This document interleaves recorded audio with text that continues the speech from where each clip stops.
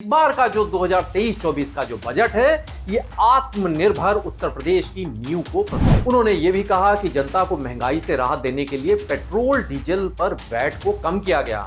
यूं तो इस बजट में कई उम्मीदें हैं, लेकिन अगर पिछले बजट पर गौर करें तो बड़ी विचलित करने वाली, हैरान करने वाली तस्वीर उजागर होती है। नमस्कार, मैं हूं ज्ञानेंद्र शुक्ला। यूपी विधानमंडल में योगी आदित्यनाथ की सरकार ने अपने दूसरे कार्यकाल का दूसरा बजट पेश कर दिया। सीएम योगी आदित्यनाथ ने उत्तर प्रदेश के बजट से पहले ट्वीट करते हुए कहा कि आजादी के अमृतकाल के प्रथम वर्ष में आज प्रस्तुत होने जा रहा नए उत्तर प्रदेश का बजट राज्य के सामाजिक, आर्थिक और सांस्कृतिक विकास के इतिहास में नए स्वर्णिम अध्याय जोड़ेगा। निसंदेह यह बजट आदरणीय प्रधानमंत्री के विजन के अनुरूप प्रदेश के गांव, गरीब, किसान, नौजवान, महिलाओं सहित समाज के हर तबके के हितों की पूर्ति करने वाला होगा। 18वीं विधानसभा के इस साल के पहले सत्र में सूबे के वित्त मंत्री सुरेश खन्ना ने 6,90,242 करोड़ 43 लाख रुपए के भारी भरकम आकार के बजट का ऐलान किया। इससे पहले 26 मई 2022 को यानी पिछले साल योगी सरकार ने 6.48 लाख करोड़ रुपए का बजट पेश किया था, जो सबसे बड़ा बजट माना जा रहा था यूपी के बजटी इतिहास में। इससे पिछला बजट 5.5 लाख करोड़ रुपए का था। इस बजट को पेश करने के दौरान यानी आज जब बजट पेश हो रहा था तो वित्त मंत्री शायराना अंदाज में भी नजर आए। कहा, शेर भी पढ़ा उन्होंने, कहा कि सुधर गई कानून व्यवस्था, उद्योगों की अलग जगी, यूपी बना ग्रोथ का इंजन। यह सब पहली दफा समझ, फकत किनारे बैठे बैठे लहरों से मत सवाल कर, डूब के खुद गहरे पानी में पानी का फलसफा समझ। जैसे ही सुरेश खन्ना ने बजट भाषण पढ़ना शुरू किया, पूरे सदन में जय श्री राम के नारे भी गूंजे। वित्त मंत्री सुरेश खन्ना ने जोश के साथ कहा कि 2017 के पहले प्रदेश की बेरोजगारी की दर 14.4% के करीब थी, लेकिन आज यह घटकर 4.2% हो गई है और यह प्रदेश की एक महत्वपूर्ण उपलब्धि है, यानी रोजगार बढ़े हैं, बेरोजगारी घटी है। बजट पेश होने के बाद विधानसभा के तिलक हाल में आयोजित परंपरागत प्रेस कॉन्फ्रेंस में सीएम योगी आदित्यनाथ ने बजट के तमाम पहलुओं को लेकर चर्चा की। उन्होंने कहा कि वर्ष 2017-18 का जो पहला बजट था वो किसानों को समर्पित था। उसके बाद 2018-19 का जो बजट आया था यानी दूसरा बजट उनका पहले कार्यकाल का, वो औद्योगिक विकास और बुनियादी ढांचागत जो सुविधाएं थी उनके विकास के लिए था। 2019-20 का तीसरा बजट महिला सशक्तिकरण के लिए था। वर्ष 2020-21 का चौथा बजट युवा और इंफ्रास्ट्रक्चर विकास के लिए था। 21-22 का जो पांचवा बजट था स्वावलंबन से सशक्तिकरण के थीम पर था।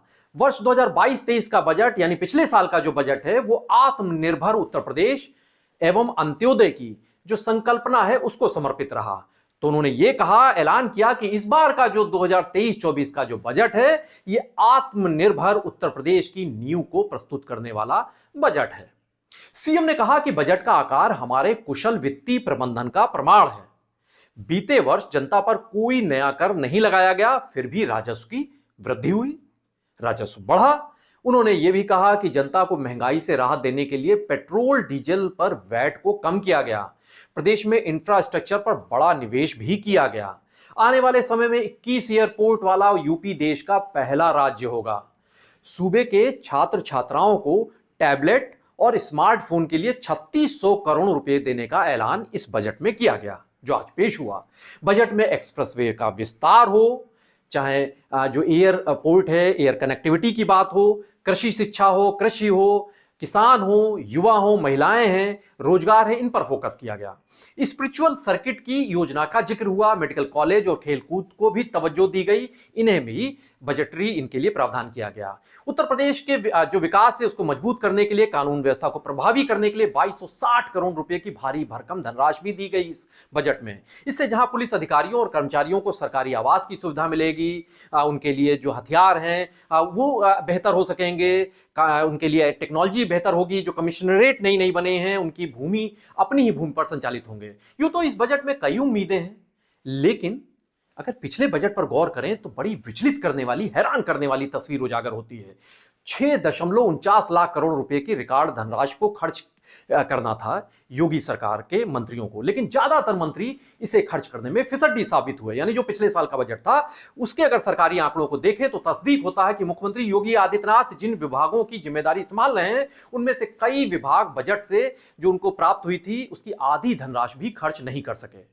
यह भी खुलासा हुआ है सरकारी आंकड़ों से कि बीते 8 महीनों में जो बजट का जो 55% धन था वो विभागों ने खर्च उतना ही किया, बाकी खर्च नहीं हो पाया। बहरहाल आज लोक लुभावना बजट सामने आया है। इसके बाद से विपक्ष ने भी तीखी प्रतिक्रिया दी है। सपा मुखिया अखिलेश यादव ने कहा कि यह बजट दिशाहीन दिखाई देता है, इसमें ना आज की समस्याओं का समाधान है ना ही भविष्य के किसी फैसले को आगे लेकर जाने का कोई रास्ता इन्हें दिखाई देता है। इस बजट में किसानों, युवाओं, महिलाओं को निराश किया। अखिलेश यादव ने यह भी कहा कि इस बजट में मुझे नहीं लगता कि किसी भी औद्योगिक नीति के तहत उत्तर प्रदेश में निवेश आ पाएगा। बजट में अगर कोई इंतजाम हो तो सरकार बताए, यह अखिलेश यादव ने सरकार से सवाल किया। तो वहीं शिवपाल सिंह यादव समाजवादी पार्टी के दूसरे बड़े दिग्गज नेता, उन्होंने कहा कि आज का बजट नौकरशाही के नाम है, आंकड़ों की बाजीगरी को सलाम। तमाम आरोपों के बावजूद अगर बात करें तो सत्ता पक्ष मानती है कि यह बजट सबका साथ सबका विकास का जो उनका नारा है उसे साकार करने वाला है, सर्वस्पर्शी है, सर्वग्राही है, समग्र बजट है और इससे यूपी के विकास की मंजिल तय होगी। खुद सीएम योगी आदित्यनाथ ने भरोसा जताया है कि इस बजट के जरिए जो $1 ट्रिलियन इकोनॉमी की उत्तर प्रदेश की बात होती है, जो सपना है वो सपना साकार हो सकेगा, वो मंजिल पाना आसान हो जाएगी। उत्तर प्रदेश की तमाम बड़ी और अहम खबरों के लिए आप बने रहिए पीटीसी न्यूज उत्तर प्रदेश के साथ। नमस्कार।